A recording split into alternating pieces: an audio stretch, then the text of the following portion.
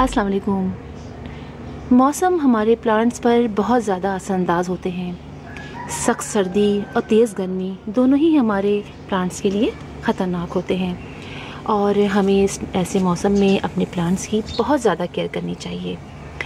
हम इंसान तो अपनी केयर ख़ुद कर लेते हैं, लेकिन हमारे ये छोटे छोटे प्यारे से प्लांट्स अपनी केयर ख़ुद नहीं कर सकते, लिहाजा हमें ही इनकी केयर करनी पड़ती है। और क्यों ना फिर हम इनकी इतनी परफेक्ट केयर करें कि ये सब सारे सीजन्स में उसी तरह अच्छी तरीके से ग्रो करते रहें।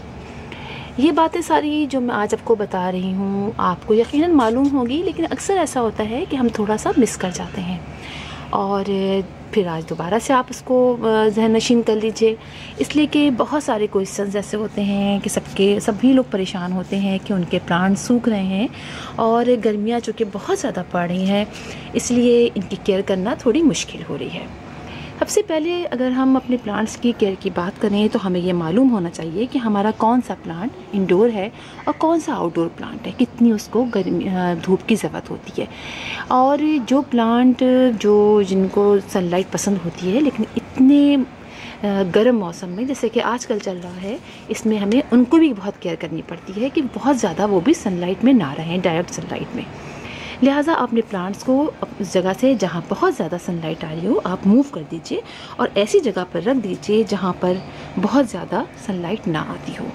आप उनको शेडी प्लेस में रखिए, ग्रीन नेट ऊपर डाल दीजिए या फिर कुछ इस तरह से रखिए कि जैसे कोई सारे एक चीज़ आप ज़रूर कीजिए कि अपने सारे प्लांट्स को एक ग्रुप की शक्ल में रखिए।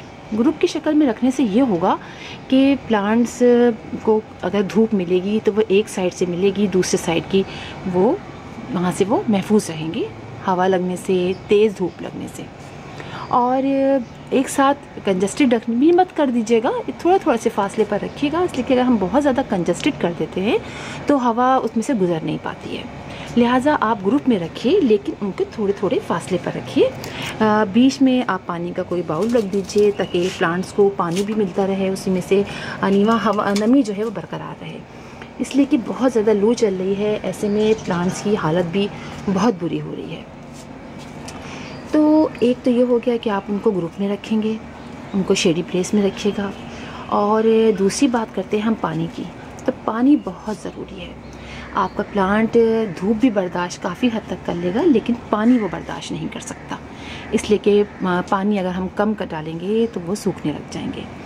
आप ये मेरे सारे प्लांटर देख रहे हैं जो मेरे इस पोर्शन पे लगे हुए हैं और इसमें इतनी तेज़ धूप 2 से 3 घंटे की आती है, लेकिन चूँकि इतने सारे प्लांटर हैं मैं इनको कहाँ कहाँ लेके जाऊँ, लेकिन आप इनकी हेल्थ को उससे अंदाज़ा लगा सकते हैं कि मैं पानी की कमी नहीं होने देती हूँ। दिन में कम से कम 2 बार पानी डालना और उसको स्प्रे करना बहुत ज़रूरी है, इनके ऊपर पानी की शावर करना। उससे ये होता है कि अगर तेज़ धूप भी होती है तो ये प्लांट जो मेरे हैं वो इस गर्मी में भी बर्दाश्त कर लेते हैं धूप को। और सुबह 2 से 3 घंटे की धूप तो यहाँ पर आ जाती है। और आप जानते हैं कि स्पाइडर प्लांट जो है वो इंडोर प्लांट है, लेकिन ये धूप बर्दाश्त कर लेता है इसलिए कि इसमें पानी की कमी नहीं होती है। तो पानी आपको बहुत ख्याल रखना है, पानी की कमी आपने बिल्कुल नहीं करनी है और दिन में 2 दफ़ा पानी डालना है। और कोशिश कीजिए सुबह पानी डाल लीजिए और शाम को पानी डाल लीजिए। और बाज़ औक़ात ऐसा भी करना पड़ता है कि हमें दिन में 3 दफ़ा पानी डालना पड़ता है, तो ऐसा भी हो सकता है। तो पानी का बहुत ख्याल रखना है आपने, मिट्टी को हर वक्त मॉइस्ट रखना है। पानी आप जब भी डालिए तो पानी इतना डालिए कि प्लांट्स में अच्छी तरह नीचे तक पानी चला जाए। ये बहुत ज़रूरी है कि प्लांट्स को नीचे तक पानी मिले। अगर आप ऊपर इस सतह पे पानी डाल देंगे, थोड़ा सा डालेंगे, तो नीचे तक जड़ों में पानी नहीं जाएगा और हमारे प्लांट्स सूखने लग जाएंगे। तो पानी का आप बहुत ख्याल रखिए इसका। इसके अलावा फर्टिलाइज़र की अगर बात करें तो आप वर्मी कंपोस्ट डाल सकते हैं। फर्टिलाइज़र बहुत ज़्यादा डालने से अवॉइड कीजिए, वर्मी कंपोस्ट डाल लीजिए और कंपोस्ट डाल लीजिए। और इसके अलावा बोन मील डाल सकते हैं, लेकिन बहुत ज़्यादा नहीं। उसको डालने का तरीका है कि आप ऊपर की मिट्टी, जैसे कि यहाँ की मिट्टी है, यहाँ ऊपर की मिट्टी आप थोड़ा सा निकाल दीजिए, साइड से निकाल दीजिए और उसमें वर्मी कंपोस्ट आप आधी आधी मुट्ठी पॉट के लिहाज से आप डाल दीजिए और उसको कवर कर दीजिए उसी मिट्टी से थोड़ी सी। और गैप प्लांट्स के इसमें गमले में थोड़ा ज़्यादा रखिए ताकि पानी आप जब डालें तो पानी बाहर ना गिर जाए। थोड़ा सा गैप रखिए और पानी का बहुत ख्याल रखना है और बहुत ज़्यादा आपको फर्टिलाइज़ नहीं करना है, ज़्यादा ज़रूरत नहीं है। मेरे ख्याल तो 2 से 3 महीने ऐसा मौसम होता है जब बहुत ज़्यादा हमारे प्लांट्स को गर्मी बर्दाश्त करनी पड़ती है, तो आप बहुत ज़्यादा फर्टिलाइज़ ना कीजिए। महीने में मैं तो कहूँगी 1 बार कीजिए, इसलिए कि मैं आप प्लांट्स आप देख सकते हैं माशाल्लाह सबकी ग्रोथ बहुत अच्छी है। मैं हर वक्त इसको फर्टिलाइज़ नहीं करती हूँ। गर्मियों के दिन में महीने में 1 दफ़ा आप वर्मी कंपोस्ट डाल दीजिए, बोन मील डाल दीजिए, जो भी आपके पास है वो डाल दीजिए और मल्चिंग कर दीजिए।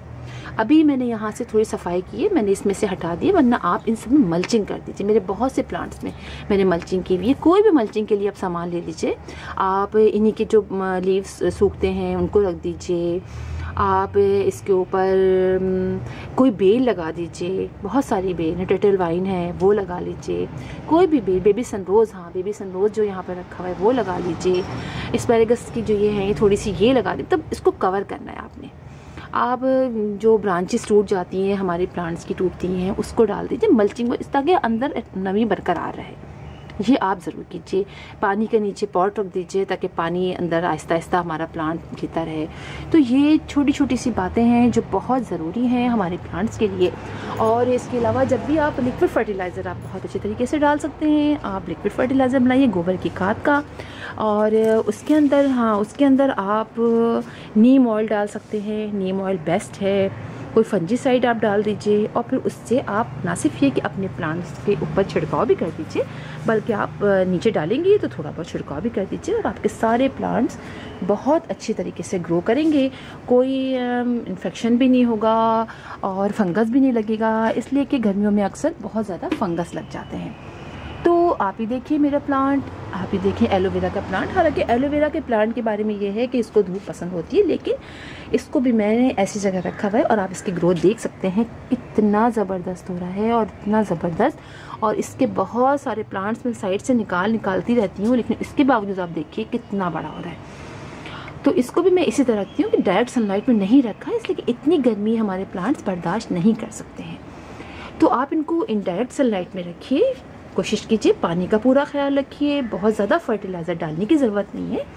मैं एक बात को कई दफ़ा रिपीट करती हूँ, तो बहुत से लोग कहते हैं आप बहुत ज़्यादा रिपीट करती हैं, तो मुझे बताना पड़ता है, इसलिए कि इसके बावजूद भी आप लोग अक्सर मुझसे यही क्वेश्चन बार बार करते हैं। तो इसीलिए मैं बार बार कर देती हूँ ताकि आप अच्छी तरह जहन नशीन कर लें कि किस तरह हमें अपने प्लांट्स का क्या ख्याल रखना है और कोई चीज़ भी है आपसे मिस ना हो जाए, इसलिए मैं 2-3 दफ़ा रिपीट कर देती हूँ। तो बस आप ये कीजिए, इंशाल्लाह आप देखेंगे कि आपके सारे प्लांट्स बहुत से ग्रो करेंगे और गर्मियाँ भी इसी तरह हमारी आराम से गुजर जाएंगी।